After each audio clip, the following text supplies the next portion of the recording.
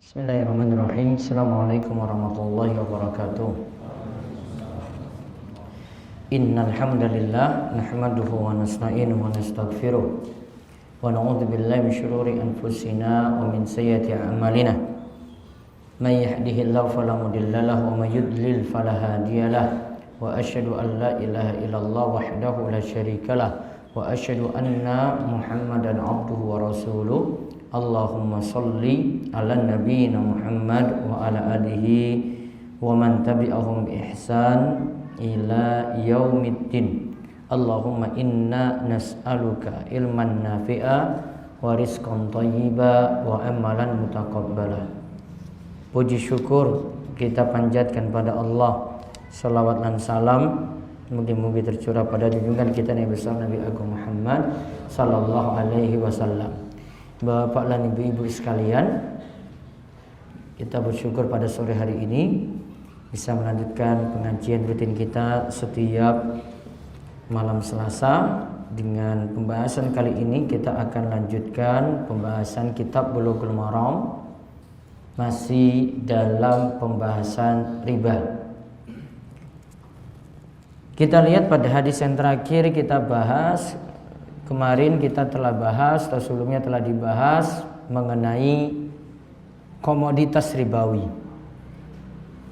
Barang-barang yang jika ditukar itu mesti memenuhi aturan. Jika tidak memenuhi aturan maka akan terjerumus dalam riba. Sudah saya bahas ya. Ada berapa komoditas ribawi? Ada 6. Apa saja? 1. Emas. 2. Perak. 3. Gandum halus. 4. Gandum kasar. 5. Kurma. 6. Garam. Terus dari ke-6 komoditas ribawi tadi dibagi menjadi berapa kelompok? 2. Kelompok pertama yang mana? Emas perak. Masuk golongan apa? Mata uang atau alat tukar. Terus kelompok kedua yang mana? Sisanya ada gandum halus, gandum kasar, ada kurma, ada garam. Itu golongan apa disebut? Kelompok apa? Makanan yang bisa ditakar atau ditimbang. Nah, coba dilihat di situ kelompok pertama alat tukar. Berarti di sini nanti masuk di dalamnya setiap mata uang. Setiap mata uang itu masuk golongan yang pertama. Kemudian kelompok yang kedua apa tadi? Makanan yang bisa ditakar atau ditimbang. Berarti masuk di dalamnya nantinya ada di situ selain gandum, selain kurma, selain garam ada juga beras. Beras kan makanan. Bisa ditakar atau ditimbang. Jagung masuk atau tidak? Masuk. Daging. Daging masuk atau tidak? Daging. Masuk? Masuk. Masuk makanan yang bisa ditakar atau ditimbang. Berarti kita lihat kembali aturannya. Kemarin aturannya ada berapa? 2 atau 3? 3. Yang pertama, jika sejenis. Contoh, emas ingin ditukar dengan emas. Syaratnya ada berapa? 1 atau 2? 2 syarat. Yang pertama, mislan bi mislin. Yang kedua, yadan bi yadin. Mislan bi mislin itu harus sama, takaran, timbangan atau jumlahnya. Yang kedua syaratnya apa? Yadan bi yadin. Yadan, ini yad itu tangan. Tangan bi dengan tangan. Berarti ada barang yang satu, ada barang yang lain ditukar. Apa istilah kita ini? Cash, tunai. berada di majelis akad. Yadan biyadin, 2 syarat. Maka kalau tukar emas dengan emas, 2 syarat harus dipenuhi. 1, timbangan, takaran atau jumlah harus sama. 2, harus tunai, cash. Jika tidak dipenuhi salah satu, terjatuh dalam riba. Entah yang kemarin sudah ada riba nasi'ah, ada juga riba apa satunya? Riba apa? Ada nasi'ah, ada riba fadl. Terus kalau masih dalam satu kelompok namun beda jenis, emas ingin ditukar dengan perak, syaratnya berapa? Syaratnya berapa? 1, apa? Yadan biyadin, tangan dengan tangan. Artinya apa? Ini ada emas, ini ada perak, ditukar langsung di majelis akad. Tidak boleh ada salah satu yang tertunda. Jika tidak, maka terjerumus dalam riba. Riba karena penundaan, berarti riba nasi'ah. Aturan yang ketiga, sudah beda kelompok. Kelompok 1 ditukar dengan kelompok 2. Beras ditukar dengan emas. Syaratnya apa? Syaratnya ada atau tidak? Tidak pakai syarat. Boleh tidak tunai, ukurannya tidak sama.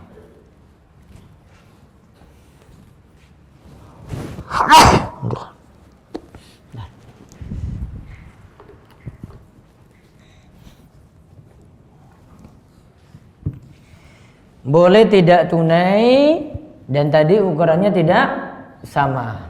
Nah, sekarang saya bacakan ulang lagi hadisnya dari Ubadah bin Samit. Baru kita lihat hadis dari Abu Hurairah. Ini penomorannya beda-beda ya, jadi saya cuma sebut nama hadisnya saja. Dari Ubadah bin As-Samit radhiyallahu anhu, qala Rasulullah sallallahu alaihi wasallam, Rasulullah sallallahu alaihi wasallam bersabda, az-zahab biz-zahab, emas ditukar dengan emas, wal fiddatu bil fiddah, perak ditukar dengan perak, wal bur bil bur, gandum ditukar dengan gandum, wasyair bisyair, jenis gandum juga yang lainnya. Gandum ditukar dengan gandum, gandum halus ya, dengan gandum halus atau gandum kasar dan gandum kasar. Wa tamru bitamri, kurma ditukar dengan kurma. Wal milhu bil milhi, garam ditukar dengan garam. Mislan bimislin, syaratnya harus sama. Sawaan bisawain, tadi harus semisal dan harus sama. Yadan biyadin, harus tunai di majelis akad. Lalu Nabi SAW sebutkan, fa iza ikhtalafat hadhil asnaf fabi'u kaifa syi'tum. Namun jika berbeda jenis, maka silakan tukar semaumu. Iza kana yadan biyadin, asalkan tunai. Asalkan ada tadi barang ini, barang A dengan barang B ditukar langsung satu majelis. Namun ingat, ini cuma berlaku ketentuan ini untuk komoditas ribawi. Hadis tadi riwayat Muslim. Berarti yang tidak masuk komoditas ribawi, kan tadi ada berapa komoditas ribawi? 6. Atau yang semisalnya, yang sama dengan kelompok tadi, yang sama dengan kelompok mata uang, atau sama dengan kelompok makanan yang bisa ditakar atau ditimbang. Maka ketika ini tidak masuk dalam golongan tersebut, di luar komoditas ribawi, maka tidak pakai aturan itu. Contoh, motor ditukar dengan motor. Motor merek A ditukar dengan yang B. Pakai syarat atau tidak? Enggak. Kenapa tidak? Karena tidak masuk komoditas ribawi, enggak masuk mata uang, enggak masuk juga makanan yang bisa ditakar atau ditimbang. Berarti di luar itu. Contoh lagi, ada yang punya kambing ditukar dengan kambing yang lainnya. Pakai syarat atau tidak? Masuk kelompok pertama? Enggak. Kelompok kedua makanan dia. Kambing lo masih utuh, belum disembelih. Bisa? Enggak masuk dalam golongan yang kedua juga. Berarti boleh tukar kambing dengan kambing. Yang tidak boleh bagaimana? Ya, atau yang pakai aturan bagaimana? Kalau daging kambing ditukar dengan daging kambing. Ya, ini kambing yang A, jenis A. Sama-sama daging kambing, ditukar dengan kambing jenis B. Syaratnya apa? 2 apa 1? Sejenis enggak barangnya? Sejenis. Iya tak? Sejenis kan kambing, daging kambing dengan daging kambing. Syaratnya berarti apa? 1. Sama timbangannya. Berarti kambing yang ini 2 kilo ditukar ya dengan kambing yang B ini 2 kilo. Sudah jadi daging. Syarat yang kedua, tunai, iya dan biyadin. Berarti boleh atau tidak menukar daging kambing dengan 1 ekor kambing. Ulang. Kalau tadi kan daging dengan daging, ini ditukar. Daging kambing ditukar dengan 1 ekor kambing. Ayo. Boleh atau tidak? Boleh. Syaratnya apa?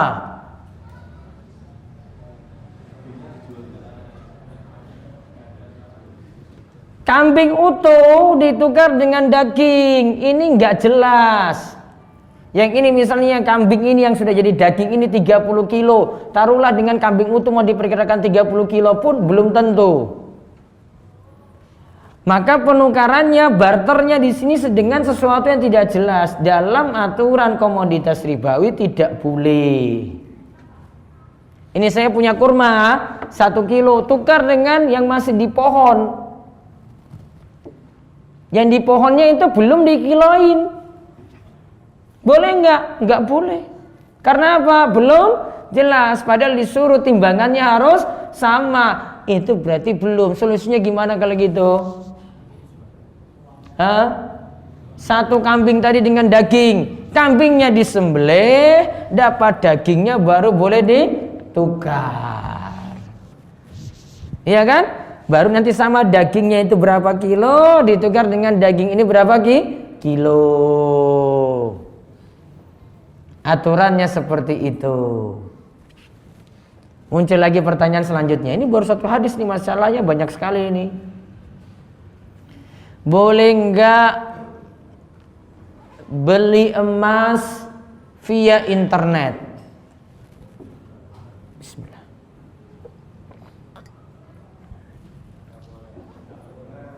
Kenapa tidak boleh? Kenapa boleh? Ayo jawab, ini ada kuisnya, ada buku ini. Dapat hadiah. Boleh atau tidak boleh? Enggak boleh. Kenapa? Harus?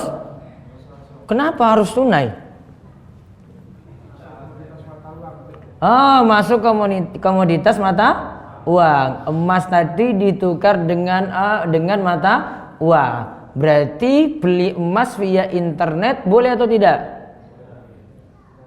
Tidak boleh, karena disyaratkan harus tunai. Ini nih, judulnya Syarat Rezeki Susah Jodoh.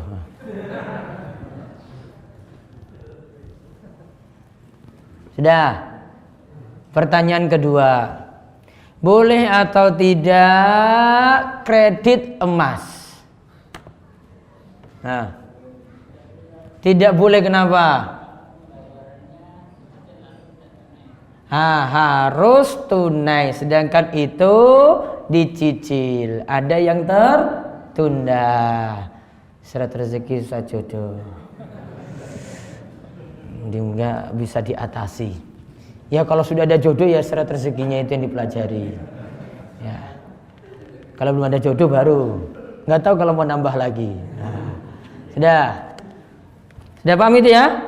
Terus tahu ada di dunia maya jual beli Bitcoin. Boleh atau tidak? Aduh, ini nggak ada buku lagi. Dapat pahala aja lah. Kenapa tidak boleh? Karena tidak ada wujudnya. Apa yang tidak ada wujudnya? Bitcoinnya tadi. Bitcoin itu nggak ada wujud. Coba tanya ke yang jual itu, mana koin saya? Dia tunjukkan enggak, dia cuma kasih tahu akunmu ini jumlah bitcoinmu itu sekian. Kamu pakai untuk beli ini. Mana koin saya? Oh enggak ada pak, ini akunnya. Ya kan? Berarti dia punya uang beli sesuatu yang tidak jelas. Sama seperti tadi itu yang saya sebut. Kurma ditukar dengan kurma yang di pohon itu masih belum jelas. Ya kan? Atau tadi daging ditukar dengan daging kambing ditukar dengan satu ekor kambing, belum jelas. Paham ini ya? Nah itu jual beli yang masalah. Maka pelajari dasar dulu. Kalau sudah tahu dasar, tahu perkembangan saat ini itu bagaimana. Ya, tahu perkembangan saat ini itu bagaimana. Jadi masalahnya bisa dipecahkan karena pahami dulu hadis-hadis dasar. Nah, terus kita bacakan lagi hadis yang berikutnya dari Abu Hurairah radhiyallahu anhu. Qala Rasulullah sallallahu alaihi wasallam, "Az-zahabu biz-zahabi waznan bi waznin, mislan bi mislin, wal fiddatu bil fiddati waznan bi waznin, mislan bi mislin. Faman zada aw istazada fahuwa riba." Rawahu Muslim. Ini saya ulang saja hadis yang kemarin. Dari Abu Hurairah radhiyallahu anhu, ia berkata Rasulullah sallallahu alaihi wasallam bersabda, emas ingin ditukar dengan emas. Maka harus di sini dikatakan timbangannya harus sama. Wasnan bi wasnin, mislan bi mislin. Timbangannya harus sama. Wal fiddatu bil fiddati, perak ingin ditukar dengan perak. Wasnan bi wasnin, mislan bi mislin. Timbangannya itu harus sama pula. Faman zada, siapa yang nambah, awistazada, atau minta ditambah, maka ia terjatuh dalam riba. Hadis ini diriwayatkan oleh Imam Muslim. Maka kesimpulannya dari hadis Abu Hurairah ini, kalau ingin menukar barang ribawi yang sejenis, tadi ya, emas ditukar dengan emas. Syaratnya apa? 2. Kalau yang disebutkan dalam hadis ini harus timbangannya sama. Siapa yang minta untuk ditambah timbangannya? Ini kan kamu tukar yang lama dengan yang baru. Yang lama kamu harus tambah lebih banyak daripada yang baru. Berarti kan minta ditambah, maka dia terjatuh dalam riba. Terjatuh dalam riba apa? Riba fadl. Apa yang maksudnya riba fadl kemarin? Riba karena ada penambahan. Nah, lalu kita lihat hadis yang berikutnya lagi, Abu Sa'id Al-Khudri. Wa an Abi Sa'idin wa Abi Hurairah radhiyallahu anhuma. Anna Rasulullah sallallahu alaihi wasallam istamala rajulan ala Khaybar. Faja'at bitamrin janib. Faqala Rasulullah sallallahu alaihi wasallam, aqulu tamrin Khaybar hakadha? Faqala la. Wallahi ya Rasulullah, inna la na'khudhu sa' min hadha bi sa'ain wa thalatha. Faqala Rasulullah sallam, la taf'al bi'il jam'a bid darahim summa ta bid darahim janiban wa qala fil mizan misla zalik. Muttafaqun alaih wa li muslimin wa kadzalikal mizan. Dari Abu Sa'id Al-Khudri dan Abu Hurairah radhiyallahu anhuma bahwa Rasulullah SAW pernah mengangkat seorang sebagai pekerja atau wakilnya untuk daerah Khaybar. Berarti ada yang jadi wakil beliau di Khaybar sana. Khaybar nama suatu tempat dekat dengan Madinah. Lalu ia membawakan kurma yang bagus kepada Nabi Shallallahu Alaihi Wasallam. Maka Rasulullah SAW bertanya, apakah setiap kurma di Khaybar itu seperti ini bagusnya? Ia menjawab, demi Allah wahai Rasulullah, kami biasa menukar satu sok kurma seperti ini dengan 2 sok kurma kualitas rendah. 1 sok ini seukuran ini, 2 telapak tangan penuh. Ini sama seperti takaran kita kalau bayar zakat fitrah. Berapa kilo? Berapa kilo? 2,5 kilo. Namun bukan tangan saya ini ya. Pakai takaran sok di masa Nabi Shallallahu Alaihi Wasallam. Nah, 1 sok tadi ditukar, yang kurma kualitas bagus ditukar dengan kurma kualitas jelek. Sahabat ini lebihkan jadi 2. 1 sok ditukar dengan 2 karena kualitas jelek ini dibuat lebih banyak untuk dapat kualitas yang bagus. Dan terkadang bisa jadi 3 sok. 3 sok kualitas rendah tadi ditukar dengan 1 sok yang bagus. Maka Rasulullah SAW itu bersabda, janganlah engkau melakukan hal itu, juallah dulu kurma kualitas rendah.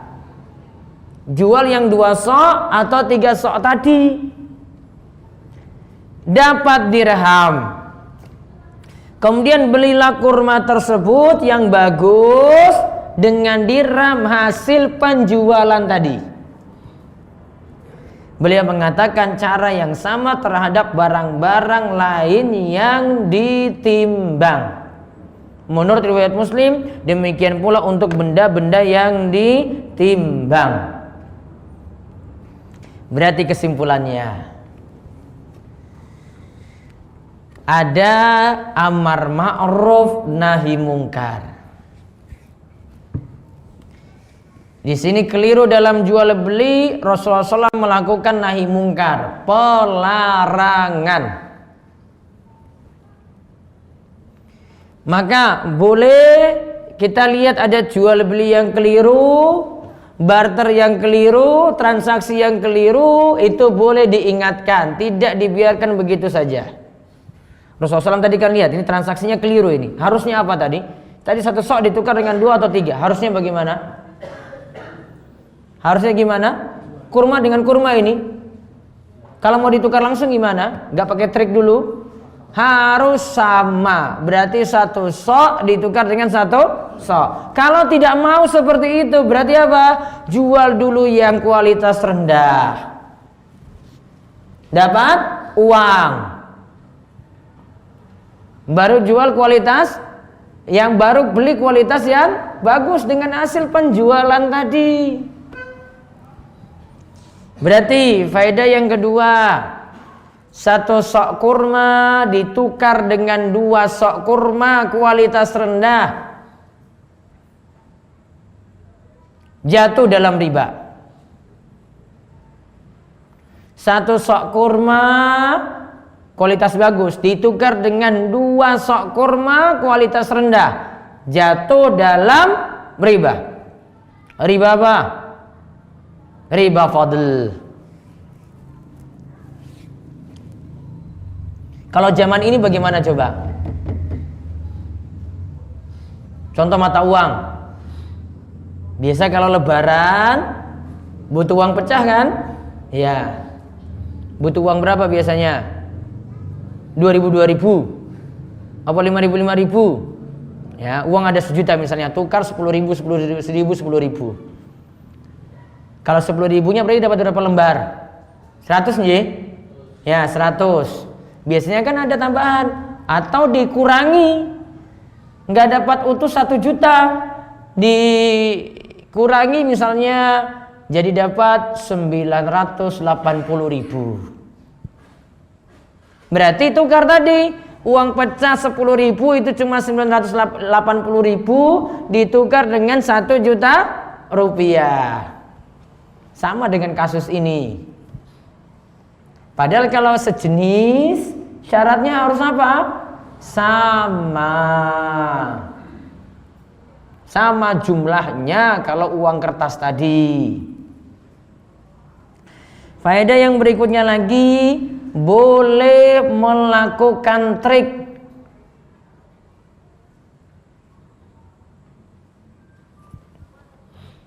Boleh melakukan trik supaya tidak terjerumus dalam riba.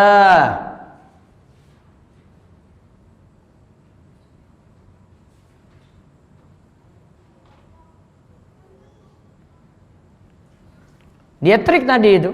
Namun triknya masih boleh saja. Karena kita jual yang jelek ini, dapat uang ini digunakan untuk beli yang bagus.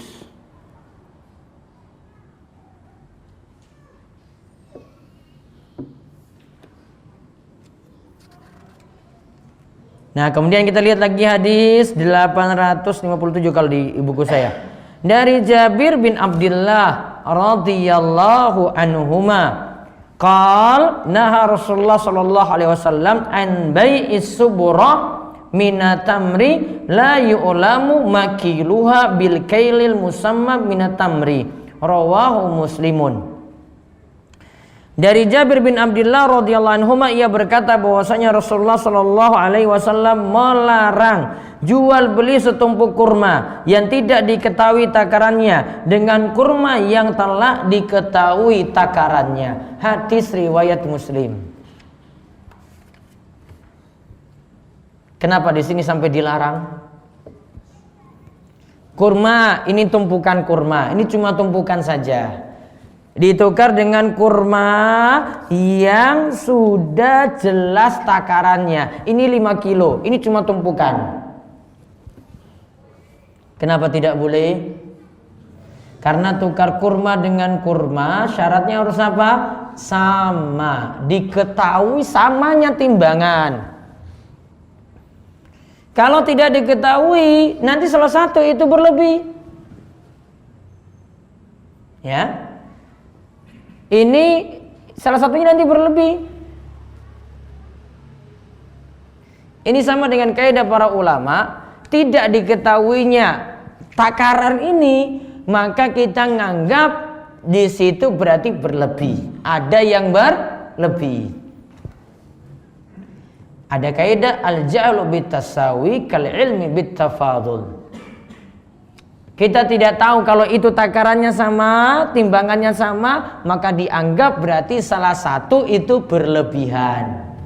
Padahal tadi disyaratkan kurma ditukar dengan kurma, syaratnya harus apa? Tunai dan apa? Harus sama. Di sini tidak terpenuhi. Ya, jadi kesimpulan singkatnya seperti itu. Lalu hadis yang berikutnya adalah dari Ma'mar bin Abdillah radhiyallahu anhu. Qal, ia katakan, inni kuntu asma'u Rasulullah sallallahu alaihi wasallam yaqul. Aku pernah mendengar Rasulullah sallallahu alaihi wasallam bersabda, at-ta'amu bit-ta'ami mislan bimislin wa kana ta'amuna yauma idzin asy-syair. Makanan boleh ditukar dengan makanan dengan takaran atau timbangan yang sama. Makanan kami pada saat itu adalah gandum. Hadis ini diriwayatkan oleh Imam Muslim. Maka faedah dari hadis Ma'mar di sini, satu, yang termasuk komoditas ribawi itu berupa makanan. Bisa ditakar atau bisa ditimbang. Tadi kita misalkan dengan apa saja tadi? Selain gandum, kurma, garam, ada beras masuk, daging juga masuk tadi, apalagi jagung, apalagi yang masuk. Kalau buah-buahan gimana? Dikiloin atau hitung per biji? Asalnya atau kebanyakannya itu per biji ya. Kita biasanya hitung ya. Oh ini sekian, ini 5 buah, ini sekian gitu. Walaupun memang ada juga yang dikiloin, namun nggak masuk. Intinya nggak masuk. Jadi buah mangga mau ditukar dengan mangga yang ini nggak perlu pakai syarat. Nggak masuk komoditas ribawi. Apalagi makanan lagi contohnya sagu, telo masuk nggak? Masuk atau tidak? Masuk. Ya, berarti harus di sini ya terpenuhi 2 syarat kalau ditukar yang sejenis. Maka di sini jadi dalil hadis Ma'mar bin Abdillah ini jadi dalil kelompok yang kedua tadi. Disamakan untuk semua makanan yang bisa ditakar atau bisa ditimbang. Jadi bukan hanya dibatasi dengan kurma, garam, gandum saja. Kemudian hadis yang berikutnya lagi dari Fadhalah bin Ubaid radhiyallahu anhu. Ia katakan, ishtaraitu yawma Khaybar kiladatan bisnai asyara dinaran fiha dhahabun wa kharazun fafassaltuha fawajadtu fiha aksar minasnai asyara dinaran fazakartu dzalika linnabi sallallahu alaihi wasallam faqala la tubau hatta tufsalah. Rawahu Muslim. Dari Fadhalah bin Ubaid radhiyallahu anhu, ia berkata, pada hari perang Khaybar aku membeli kalung seharga 12 dinar. Kalungnya itu harganya dengan mata uang dulu itu jadi 12 dinar. Kalung itu terbuat dari emas plus manik-manik batu merjan. Setelah aku pisahkan antara emas dan merjannya tadi, ternyata aku dapati emasnya lebih dari 12 dinar. Lalu aku memberitahukan hal itu kepada Nabi SAW. Beliau bersabda, kalung itu tidak boleh dijual. Artinya kalung ini tidak boleh ditukar dengan dinar tadi, karena dinar juga emas. Hingga dipisahkan dahulu ya. Tadi punya hiasan-hiasan emas ini jadi emas perhiasan kan. Punya perhiasan-perhiasan yang lainnya dihilangkan dulu sampai sisa emas saja, baru ditukar dengan emas. Hadis ini diriwayatkan oleh Imam Muslim. Kesimpulannya ya, ini kesimpulannya, kalau ada emas perhiasan ingin ditukar dengan emas, maka emas murninya harus dipisah atau diketahui pastinya ini emas murninya berapa, baru ditukar dengan emas tadi. Misalnya di sini ini ada emas 2 gram. Nah, perhiasan ini harus dipastikan juga 2 gram situ emasnya, biar sama. Kemudian faedah yang berikutnya lagi, barang komoditas ribawi yang sejenis ketika ditukar mesti dengan jumlah yang sama atau takaran atau timbangan yang sama.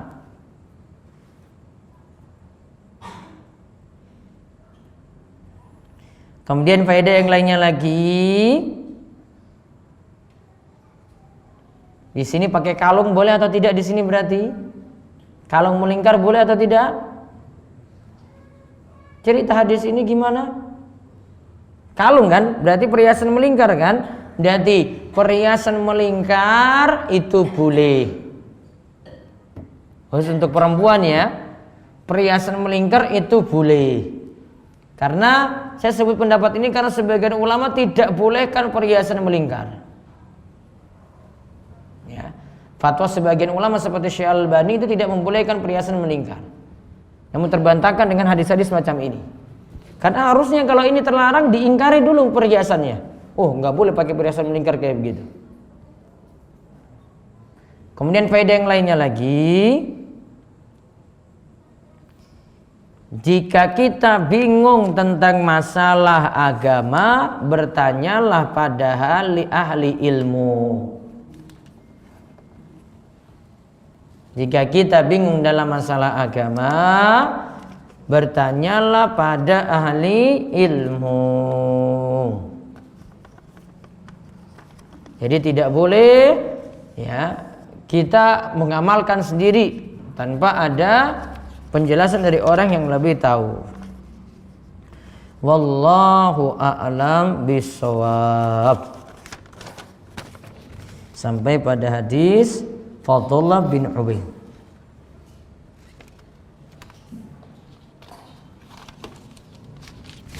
Sudah, asalnya belum ya?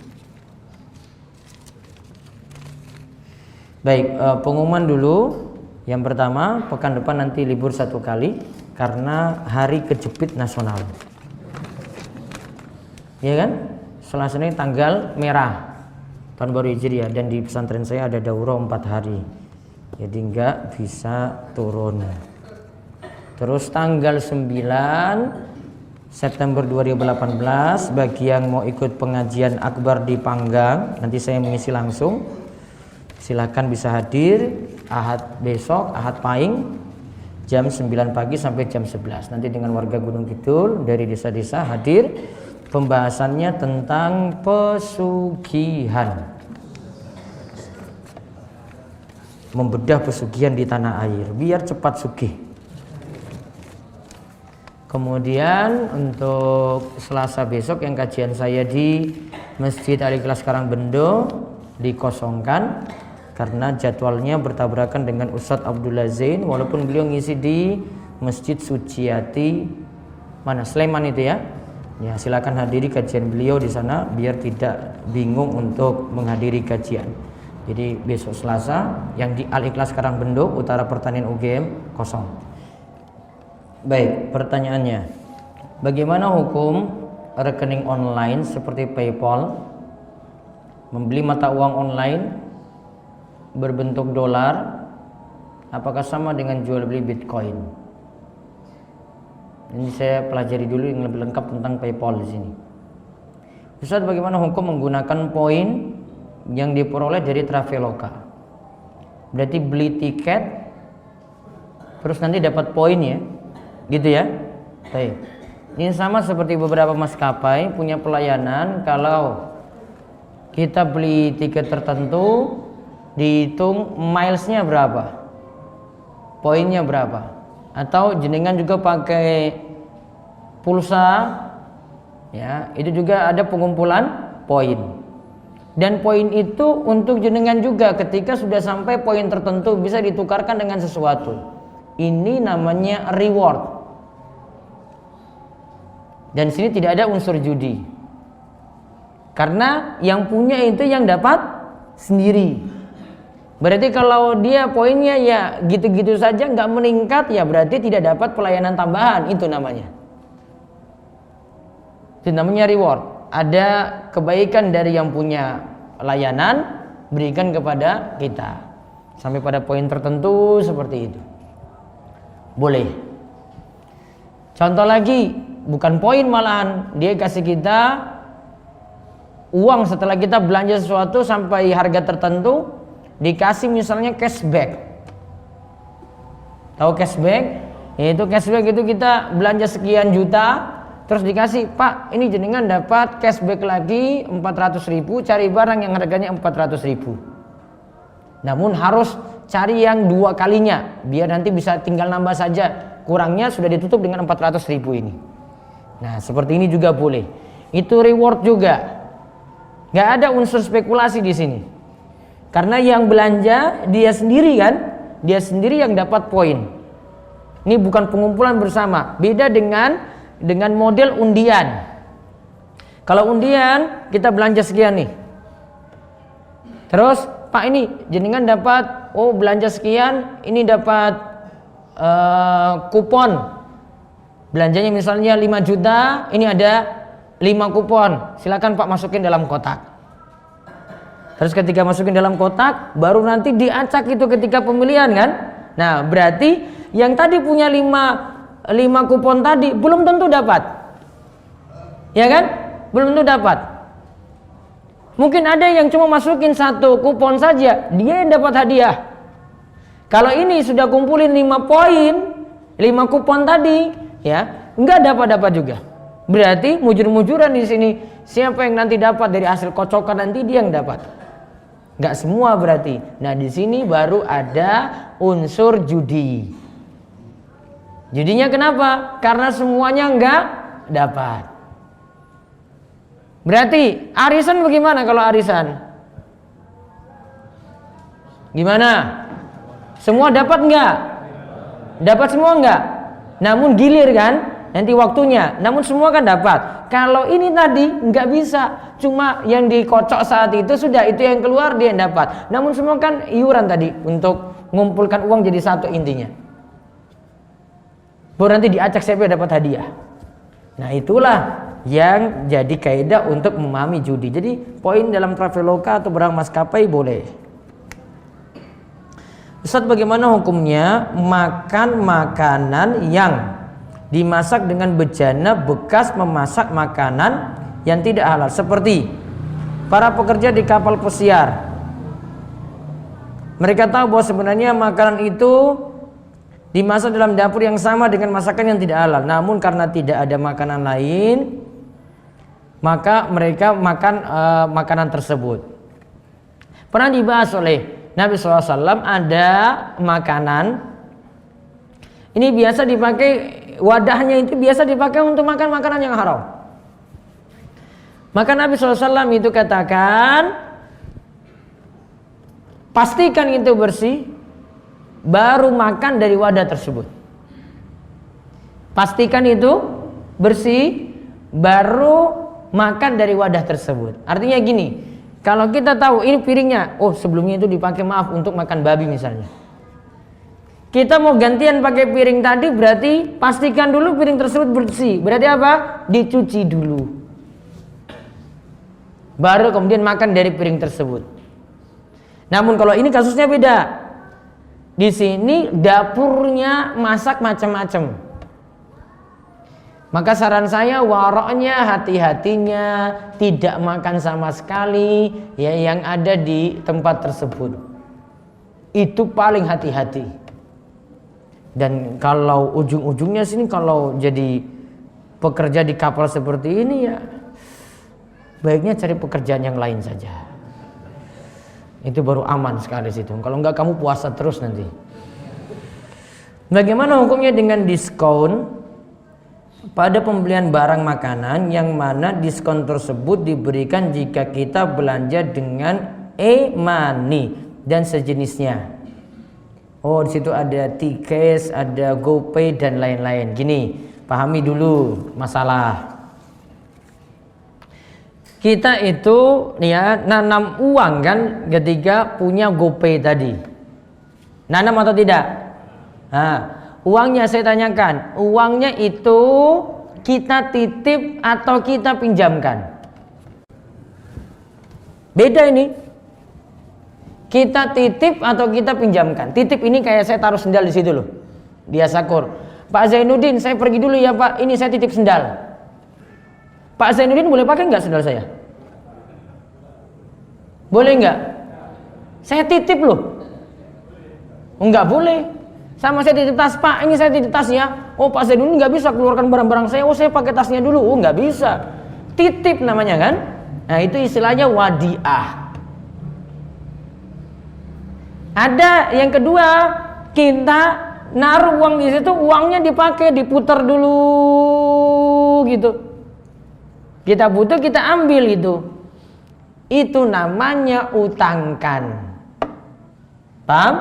Baik. Sekarang jenengan tanam uang di GoPay itu nitip apa utangkan? Berarti siapa yang punya utang? GoPay apa jenengan? GoPay. Berarti jenengan pinjamkan uang kepada GoPay.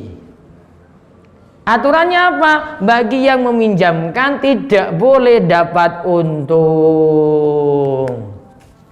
Kalau ada diskon dia manfaatkan, berarti dapat untung dari transaksi utang piutang. Terjatuh dalam apa? Riba. Paham ini? Sudah paham? Berarti boleh nggak pakai GoPay? Boleh atau tidak? Boleh. Namun diskonnya tidak dimanfaatkan. Ketika masa diskon saya pilih, saya bayar cash saja Pak, saya nggak mau pakai GoPay. Gitu. Ya. Kalau mau ya caranya seperti tadi. Nah. Dan bagaimana hukumnya menukar emas dengan emas namun kadarnya berbeda? Biasa disebut dengan nilai karatnya. Biasanya nilai karatnya yang tinggi harganya lebih tinggi. Ya tadi aturannya apa tadi? Kalau tukar langsung syaratnya apa?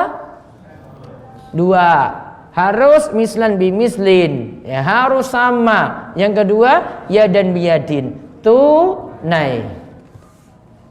Maka aturan itu dipenuhi. Apa hukumnya kerja di percetakan uang di mana mereka ada hubungannya dengan bank sentral? Kalau cuma nyetak saja tidak masalah. Apa hukum makan makanan acara yang tidak ada tuntunan yang diantar ke rumah? Makanannya halal. Kalau kamu dikomentari kok cuma mau makanannya saja, ya sudah nggak usah makan. Kalau dia nggak protes ya sudah makan, gampang. Takmir di masjid kami membuat program setiap hari, setiap Selasa sholat maghrib imam langsung naik mimbar untuk membaca hadis Riyadhus Shalihin. Setiap hari satu nomor hadis dibaca setiap waktu tertentu tadi. Boleh tetapkan seperti ini asalkan tidak jadi keharusan ataupun kewajiban dan tidak jadikan amalan yang istimewa. Sama seperti kita pengajian itu tetapkan hari gitu, boleh. Boleh atau tidak mengingat afdolnya habis sholat berzikir. Kan dia tidak baiknya beri kesempatan zikir dulu. Kalau orang tahu itu lagi baca hadis, pasti nanti dia nunggu itu. Oh, ini setiap pada maghrib ini ada pembacaan hadis, dia nunggu. Maka biar jamaah nanti baca zikir dulu sampai selesai, berikan waktu. Sama seperti yang mau naik ke mimbar itu, dia zikir dulu. Sudah selesai baru naik mimbar. Jadi jangan potong zikir jamaah, itu lebih bagus. Ya, jadi saran saya seperti tadi. Saya praktekkan juga seperti itu. Tunggu zikir selesai dulu, baru nanti bacakan Riyadhus Shalihin. Bagaimana dengan barternya pedagang kaki lima? Tukang bakso sedang tidak laris, namun ingin membeli nasi beserta lauknya pada hari itu. Apakah boleh langsung ditukar lalu harga yang lebih mahal? Itu diakali dengan ditambahkan uang kekurangannya tadi. Tukang bakso tadi nukar dengan nasi misalnya, baksonya ini dia tukar dengan nasi, dia punya, itu bukan komoditas ribawi langsung, ya kan? Itu makanan, namun ini bukan makanan kayak tadi loh ini.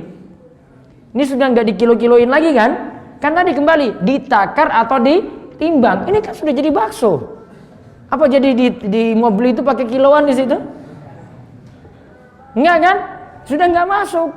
Tadi kalimatnya jadi lihat ya, mangkokan tadi, ya makanan yang bisa ditakar atau ditimbang. Kalau sudah jadi bakso nggak masuk lagi.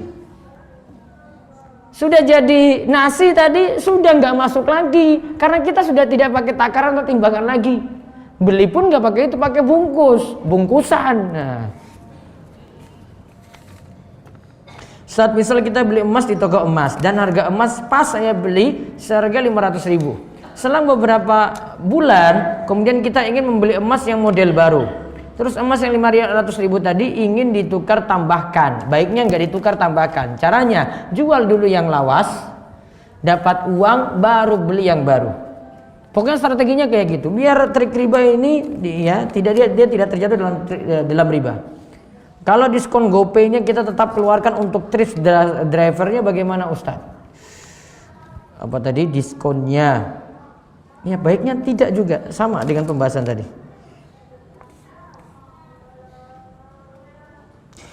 Azan itu ada batasnya ataukah tidak? Mungkin 2-3 menit kah atau boleh sampai 6 menit? Maksudnya jarak azan dan iqomah itu bebas. Yang jam digital pun nggak bisa ngatur sebenarnya. Ini tergantung keputusan dari imam. Ya, dalam hadis sebutkan kayak begini, walaupun dari sisi hadisnya dhaif, namun maknanya bisa dipakai. Azan itu wewenangnya muadzin. Waktu sholat masuk dia kumandangkan azan. Iqamah itu wewenangnya imam. Yang tentukan mau iqamah imam, bukan jam. Jadi jam mau bunyi bagaimanapun, imam itu belum bilang mulai sholat, tetap belum bisa mulai sholat. Imam yang tentukan. Ya, imam putuskan ini, oh ini lebih cepat karena ada urusan gini. Ya sudah dipercepat. Imam putuskan, wah ini dilambatin aja sampai 20 menit, 30 menit. Oh berarti manut pada imam. Hal ini sering terjadi di pasar. Bagaimana jika roti bungkus ditukar dengan sayuran? Roti bungkus sudah pakai kiloan? Hah? Enggak kan? Sudah jadi roti kan, satu bungkus kan, berarti tidak masalah. Sayuran juga gimana coba? Pakai kayak gitu? Enggak kan? Sudah enggak masuk lagi. Jadi enggak masalah. Bagaimana hukum memanfaatkan batang yang sudah disampah? Apakah perlu juga mencari siapa pemiliknya? Itu sudah dibuang, berarti siapa yang manfaatin itu sudah dengan ridhonya. Silakan dimanfaatkan. Tidak perlu cari pemiliknya siapa. Bagaimana hukumnya tukar kupon belanja? Maksudnya naik mobil atau hadiah mobil. Kalau kupon belanja ditukar hadiah mobil tadi, itu namanya undian. Undian seperti ini jatuh dalam judi. Apakah sutroh makmum masbuk sama dengan sutroh imam? Imam ini ngadap kiblat, sutrohnya di depan. Makmum cukup pakai imam. Jadi di tengah-tengah makmum ini, makmum shaf yang pertama dengan shaf kedua, sutrohnya ini nggak ada sebenarnya. Pakai sutrohnya imam. Pakai pembatasnya imam di depan. Artinya gini, kalau ada yang batal sholat, dia boleh lewati jamaah ini. Ya, ini dia mau lewat sana, dia lewati itu sutroh-sutroh yang ada. Karena yang jadi patokan itu imam. Yang tidak boleh dia lewati itu sutrohnya imam. Sesama jamaah boleh. Dulu pernah kita sudah lewatin waktu bahasan Udatul Ahkam. Pernah itu sahabat mau markir kendaraan. Markir itu lagi markirkan unta, bukan motor. Ya, dia jalan dari sebelah sana itu loh. Dia lihat sebelah sana, dia lihat parkirnya di situ. Ini safnya lagi sholat ini. Dia jalan itu dengan untanya itu, tok parkir sana. Lagi sholat tuh, dia lewati jamaah, bukan lewati imam. Sudah pernah kita sebut hadisnya di Umdatul Ahkam itu. Dia lewati ini, nyantai sekali. Kalau kita mungkin kalau habis sholat tak jotos ini orang ini. Padahal gak ada masalah apa-apa. Kenapa gak ada masalah apa-apa? Masih boleh dilewati. Yang tidak boleh dilewati apa? Sutrohnya imam. Itu keringanan bagi jamaah kayak begitu. Jadi betul dia mau lewati ini gak masalah, gak dosa dia. Ada 10 orang deret di sini nggak masalah. Yang tidak boleh dia lewati apa? Imam. Sutrohnya ini yang dipakai oleh jamaah. Jika satu cincin mengandung emas dan perak yang telah dicampur, apakah harus tetap dipisahkan emasnya sebelum ditukar? Iya, jika ditukar emas dengan emas, nanti emasnya dikeluarkan dulu, itu takarannya berapa, timbangannya berapa, baru ditukar dengan emas yang sudah jelas timbangannya, biar tidak terjerumus dalam riba. Wallahu a'lam bishawab. Sekali lagi minggu depan libur, namun yang Kamis tetap ada. Selasa besok ya silahkan nanti hadiri kajian Ustaz Abdul Aziz di Masjid Suciati Sleman. Demikian kita cukupkan, kita tutup kalian doa kafaratul majelis. Subhanakallahumma bihamdika asyhadu an la ilaha illa anta astaghfiruka wa atubu ilaik. Assalamualaikum warahmatullahi wabarakatuh.